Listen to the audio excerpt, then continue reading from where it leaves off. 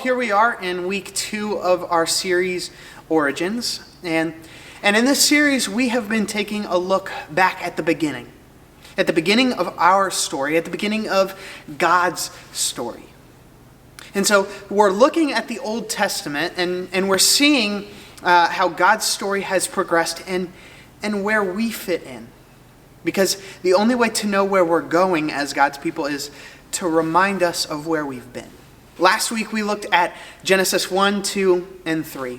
We looked at the creation of the universe. We looked at how God created everything and it was good and blameless and perfect.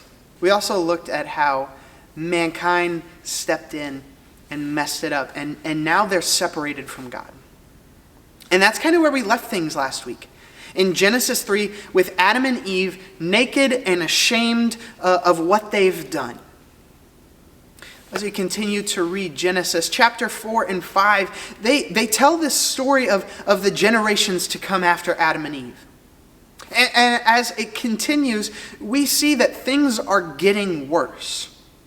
Adam and Eve have children, and their children are worse than they are. And then their children have children, and things keep getting worse. And their children have children, and things keep getting worse. And we see this downward spiral of mankind drifting farther and farther away from the Lord.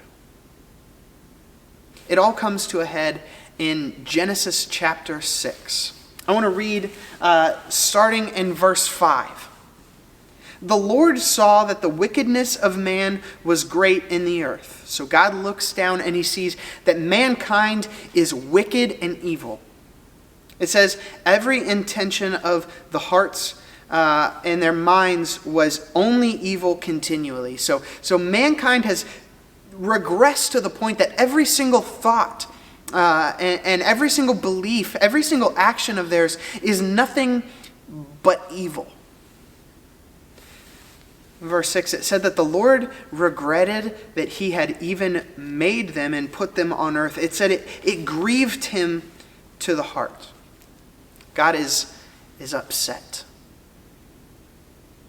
So what is his response? In verse 7, it said, the Lord said, I will blot out man whom I have created from the face of the land, man and animals and creeping things and birds of the heavens, for I am sorry that I ever made them. God's response to the wickedness of man is, I'm just going to get rid of them. I'm going to blot them out because I wish that I had never created them. But in verse 8, we find out that God isn't destroying quite everything, that he's not getting rid of quite everyone. In verse 8 it says, and Noah found favor in the sight of the Lord. It says all of the world is evil and wicked, and except for this one man, Noah. So that begs the question, what's so special about this man Noah that the Lord would find favor on Noah? It's simple. Verse 9 it says, Noah was a righteous man, blameless in his generation. Noah walked with God. That's all we get as far as the reason for why the Lord showed favor on Noah. Noah was righteous. Noah walked with the Lord. It said he was blameless in his generation.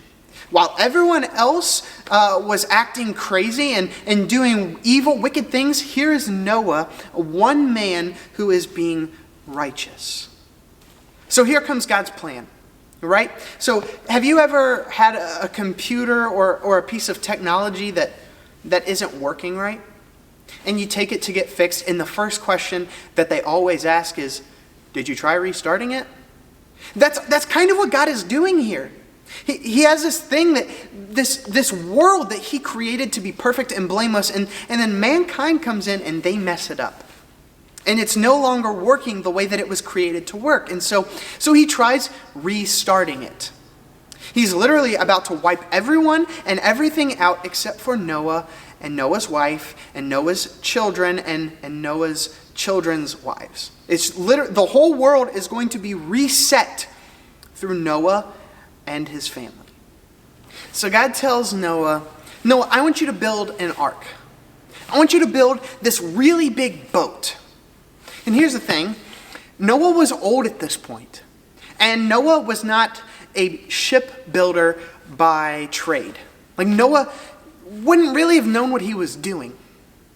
Knowing that, if we put ourselves in Noah's shoes, we probably would have been like, what are you talking about? I don't know what I'm doing. I'm old. I can't do that. But that's not Noah's response. Noah's response is so obedient that we don't even really have a dialogue back and forth. It immediately is like, Noah, will you do this? And Noah's like, of course I'll do it. And so it gives us all these specifications for how Noah is supposed to build the boat. God kind of lets him in on the plan. He says, this world is wicked, and so I want to create a covenant with you. I want to create a deal, a promise, a contract with you, Noah. You are a righteous man, and so I will protect you. I'm about to wipe out the whole world, but I will protect you and your family. So build a boat. And he gives them the specifications, and Noah does it, and you have to imagine what the response of Noah's friends and families and neighbors would be. Oh, there's Noah going to the lumberyard again. Noah thinks that there's going to be this flood, and they're probably making fun of him because, like it said, the world is wicked and evil. And so, regardless, Noah goes about building the boat. And he builds the boat, and he builds the boat. And I'm sure his sons and their family is all working on this gigantic boat together. And then finally, the boat is done. And the Lord tells Noah, Noah, I want you to round up some animals. One male, one female of each, so that once this is done, they can repopulate the earth. God has a plan to hit reset on everything. So Noah rounds up his family and he puts them on the boat, and then they round up some animals and they put them on the boat, and they go inside and they seal the door. And they wait. And they wait. And they wait. For 7 days, they wait inside the boat before it even starts raining. The mocks of his neighbors had to have gotten louder and louder. They're like, what are you guys doing? You're preparing for this rain that's never coming. You're inside this giant boat. You've wasted all of this time. You've wasted all of this money, and you look dumb. That is until the end of the 7th day when it starts to rain. And it's at that moment that everyone around starts to look at each other and think, oh man, we messed up.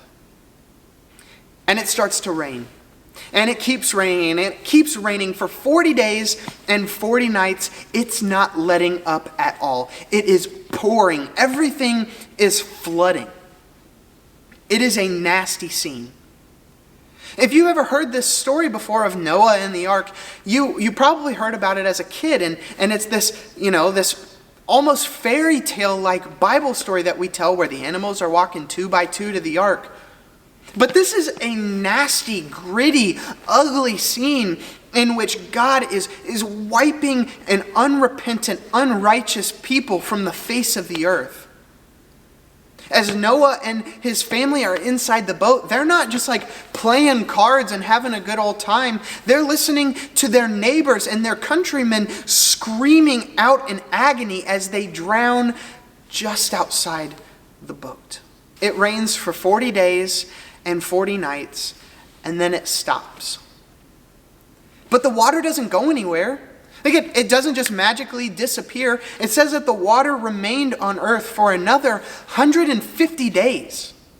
So if you take 7 days, and then 40 days, and then 150 days, from beginning to end, Noah and his family are on this boat for about 200 days.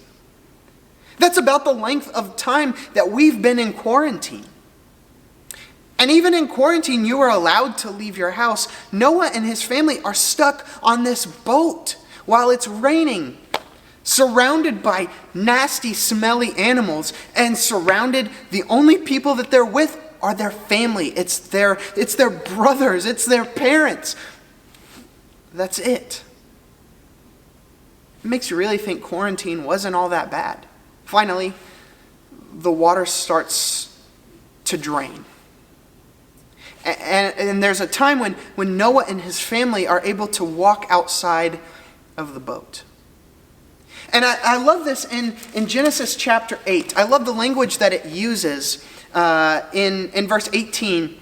It says, Noah went out, and his sons and his wife and his sons' wives with him.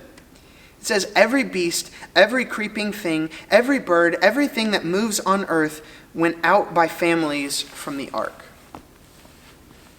Here's the thing, this story is about God hitting reset. And the very same language that it's using here is the same language that we get at the beginning of Genesis when God is creating everything. This is almost like a second creation account. It's a second chance for mankind to live in righteousness, to live in a right relationship with God, even though things are different, even though they've been separated from God. Noah and his family walk out of the boat, and God makes another covenant with them. He promises, I will never wipe the face of the earth like I just did. I will never flood them. I will never wipe away humanity from earth ever again. And then he offers a blessing for Noah and his family. He says in chapter 9, verse 1, he says, be fruitful and multiply and fill the earth. Again, that's the same language that he gave to Adam and Eve just a few chapters earlier. This really is a second chance, a second creation narrative meant to echo Genesis chapter 1. There are a couple things that you need to know from Genesis 6, 7, 8, and 9 where we see the story of Noah. The first is that God desires faithfulness.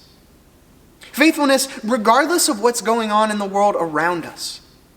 It says that the only person that was faithful was Noah. The rest of the world is off doing their own thing, but Noah is faithful, and God sees it, and God rewards it. It says that God's favor was on Noah. It's because of Noah's faith that he was saved.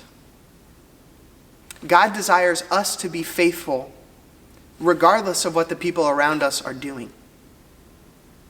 The excuse, well, everyone was doing it, is not valid.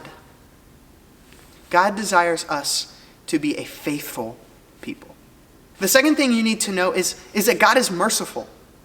It might seem weird to highlight God's mercy in a story where all of humanity is wiped from the face of the earth, but I want to highlight God's mercy because he didn't wipe all of humanity.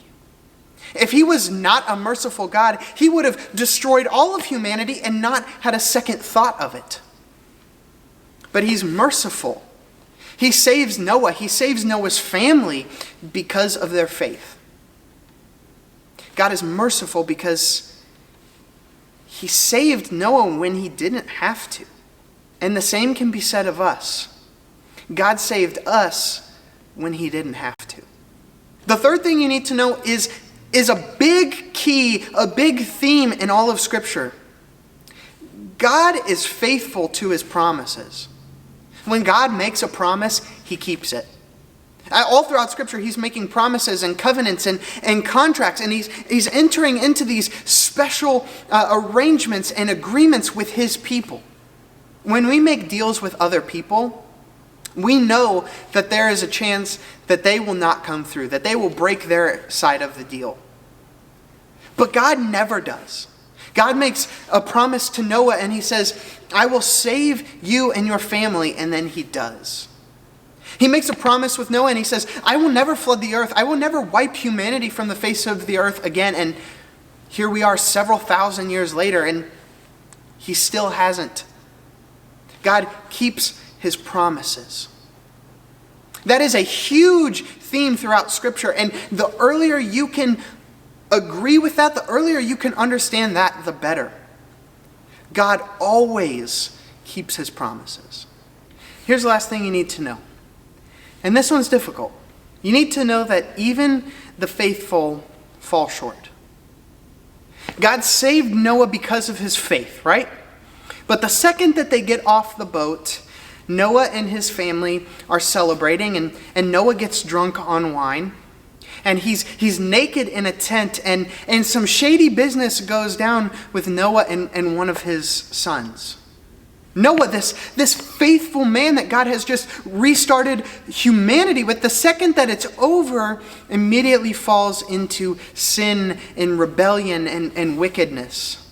It doesn't negate anything that God had done through Noah, and it doesn't make him not a righteous man. It just makes him human. And that's the difference. In God's story, we see heroes all of the time. We see these great righteous people who do amazing things for God's kingdom, but they're still human. The only people in God's story that are blameless, there's only one, and it's God. Even the faithful people still get it wrong. In God's story, there's only one person who is truly blameless, truly perfect, and that's him. So yes, the story of Noah is one of tremendous faithfulness in the midst of a wicked generation. But Noah isn't the hero of the Bible. Noah isn't the creator of the universe. So let's reserve hero status for God and God alone, because even the faithful fall short.